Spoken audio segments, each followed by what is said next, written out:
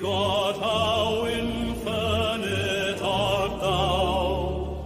How poor and weak are we!